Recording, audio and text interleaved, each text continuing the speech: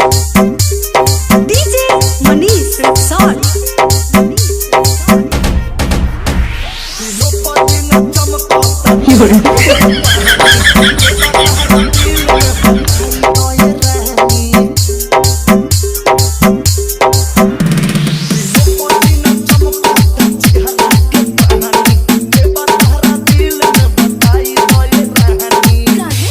Star superstar सब आपके दीवाने हैं, तो आप क्या कहना चाहेंगे? अरे दीवाने हैं तभी तो हम चर्चे में हैं, लेकिन मैं उनको अपने काबिल नहीं समझती।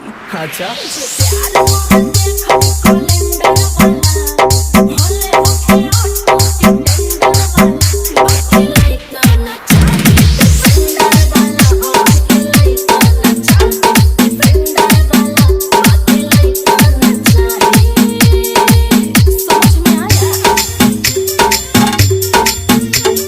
डीजे मनीष रक्सौल।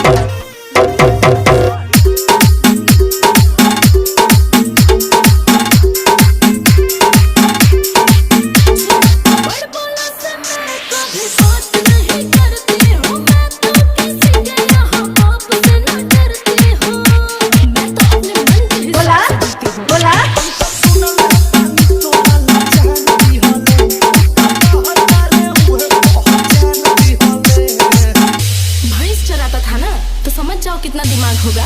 उनको छूने के लिए औकात चाहिए, औकात उतना बड़ा होना चाहिए कि आप उनको छू सकें। लोमड़ी के हाथ जब अंगूर नहीं लगता है ना, तो बोलता है कि अंगूर खट्टे हैं। तो अपना ही पसंद बता दीजिए। हम